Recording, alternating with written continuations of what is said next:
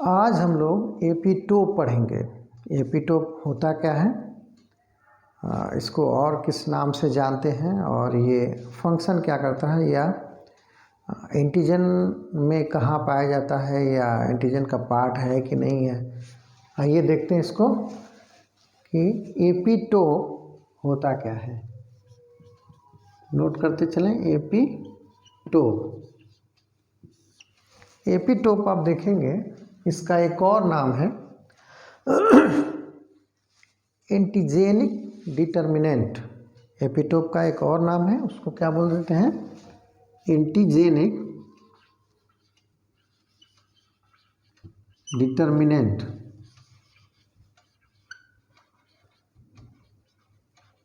Exam में कुछ भी आ सकता है, या तो एपिटोप पूछ सकता है या एंटीजेनिक डिटर्मिनेंट, मतलब एक ही है दोनों का।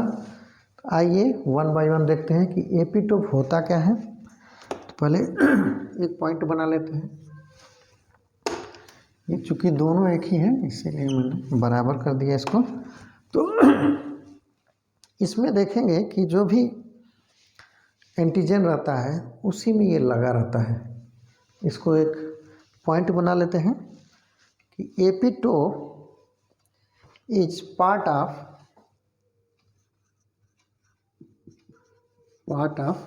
इसका पार्ट है एंटीजन का, तो लिख सकते हैं पार्ट ऑफ एन एंटीजन। ठीक है, तुरंत समझ में आ जाएगा कि ये होता क्या है। तो ये पार्ट ऑफ एंटीजन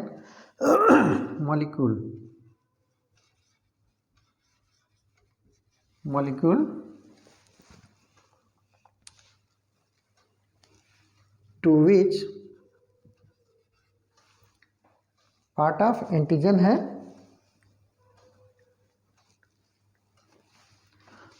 जिसमें एंटीबॉडी,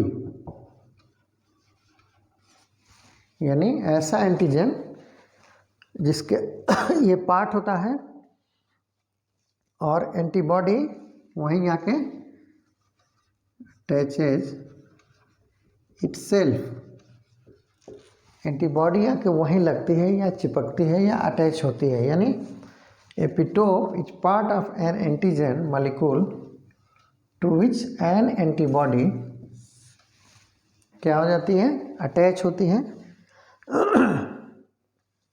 इसके बाद देखते हैं, एक और पॉइंट बना लेते हैं, यानी एपिटोप इज द पोर्शन, वही हो जाता है portion, part of an antigen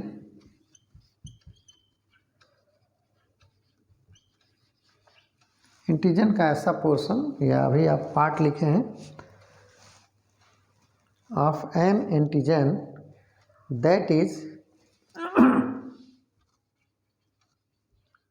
recognised. कौन रिकॉग्नाइज करेगा, रिकॉग्नाइज्ड एंड बाउंड, उसको घेर के, बाउंड बाई, नोट करते चलेंगे,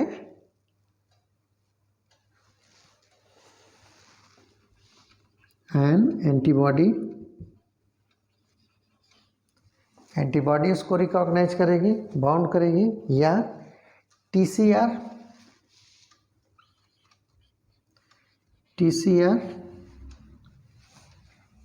टी सेल रिसेप्टर बोलते हैं उसको, इसको लिख सकते हैं टीसीआर को, टी सेल रिसेप्टर। टीसीआर हो गया, एंटीबॉडी हो गया, टी से रिसेप्टर हो गया, या MHC major histocompatibility complex. MHC को मेजर हिस्टो कंपैटिबिलिटी कॉम्प्लेक्स बोल देते हैं, तो इसको एमएचसी कॉम्प्लेक्स लिखते हैं। यानी आप देखेंगे एंटीबॉडी रिकॉग्नाइज कर रही है या टीसीआर कर रहा है या एमएससी मेजर हिस्टोकम्पैटिबिलिटी कॉम्प्लेक्स या टीसीआर टी सेल रिसेप्टर या एंटीबॉडी। यानी एंटीजन का वो पार्ट जिसको ये एंटीबॉडी टीसीआर या एमएससी रिकॉग्नाइज करता है या उसको पहचानता है, उसको क्या बोल देते हैं, एपिटोप कहते हैं। फिर नेक्स्ट पॉइंट ले लेते हैं और क्लियर हो जाएगा। इसमें आप देखते हैं कि एपिटोप इज रिकॉग्नाइज्ड बाय किसके द्वारा, इम्यून सिस्टम के द्वारा, बाय द इम्यून सिस्टम, उसी के द्वारा रिकॉग्नाइज होता है। यानी जो ये एंटीबॉडी है, टीसीआर है या एमएससी है, सब उसी का पार्ट है। तो इसलिए ये रिकॉग्नाइज किसके द्वारा हो रहा है, इम्यून सिस्टम के द्वारा। स्पेसिफिकली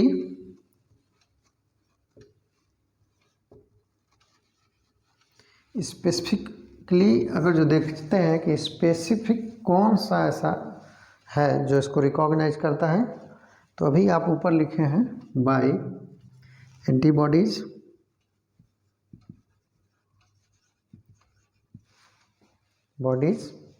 फिर आ जाता है बी सेल या टी सेल।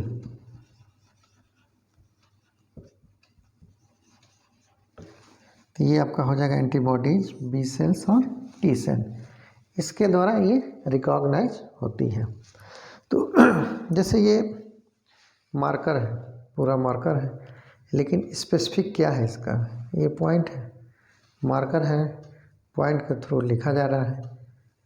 तो अगर जो ये पूरा मार्कर एंटीजन है, तो ये जो है ये क्या है, एपिटोप है, इम्पोर्टेंट पार्ट। ये कनेक्ट कर रहा है, ये जुड़ रहा है बोर्ड से, बाकी तो मेरे हाथ में है।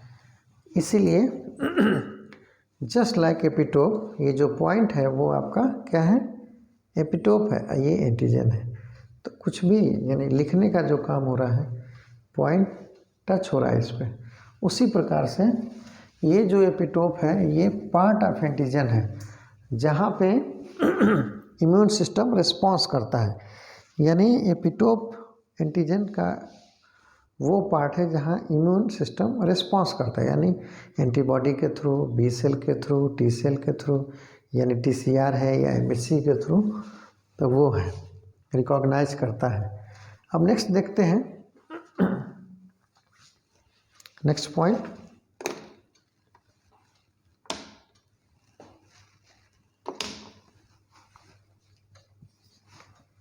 इसमें आप देखेंगे कि इसको लिख सकते हैं एपिटोप द इंटायर, पूरा का पूरा सरफेस ऑफ एन एंटीजन, पूरा जो एंटीजन का सरफेस है वो क्या करता है, वो जरूरी नहीं होता है एंटीजेनिक कंडीशन के लिए। तो इसको लिख सकते हैं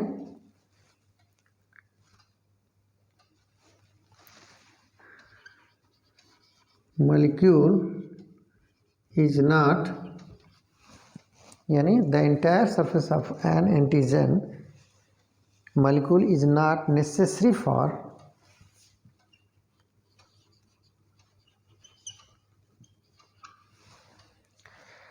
antigenicity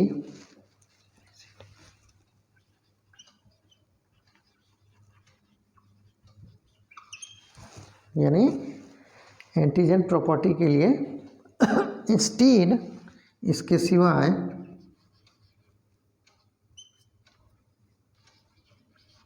अब क्या करता है,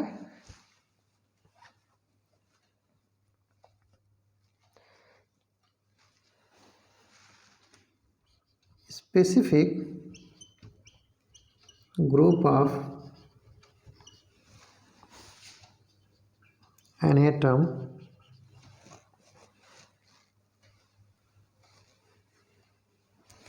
called क्या बोलेंगे, AP2।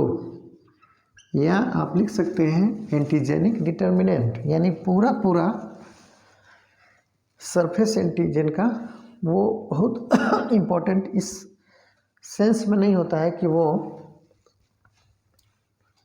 एंटीजेनिसिटी प्रमोट कर सके या उसका इफेक्ट दे सके। सिर्फ कुछ ही पार्ट होता है जो इफेक्टिव होता है, वो क्या है, एपीटोप है। उसी को एपीटोप या एंटीजेनिक डिटर्मिनेंट बोलते हैं। नोट करते चलेंगे, एंटीजेनिक डिटर्मिनेंट या एपीटोप कहते हैं। और इसमें देखते हैं 5वां पॉइंट बढ़ा लेते हैं।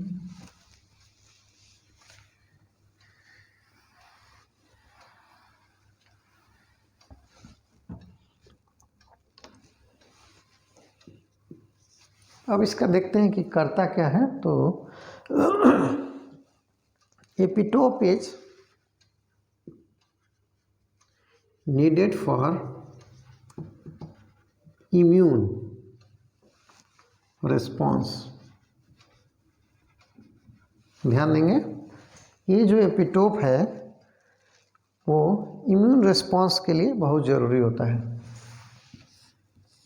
अगर जो एंटीजन कोई आ रहा है तो उसमें एपीटोप जो है वो ही इम्यून रिस्पॉन्स कराता है और मेन पॉइंट है। एंड इसके साथ साथ क्या करता है, एंटीबॉडी प्रोडक्शन कराता है।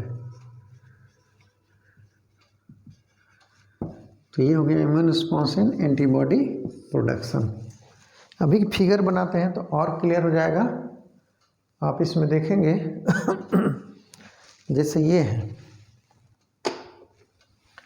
ये है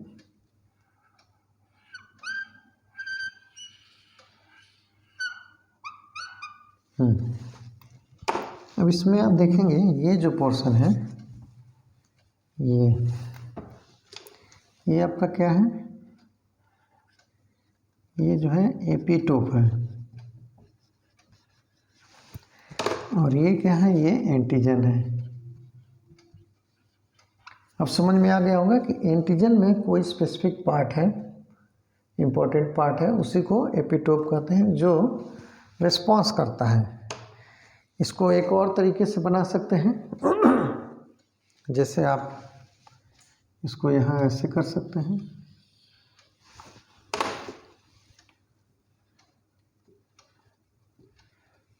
ये आपका क्या हो गया, एपीटोप हो गया, ये आपका एंटीजन हो गया। समझ में आ गया होगा।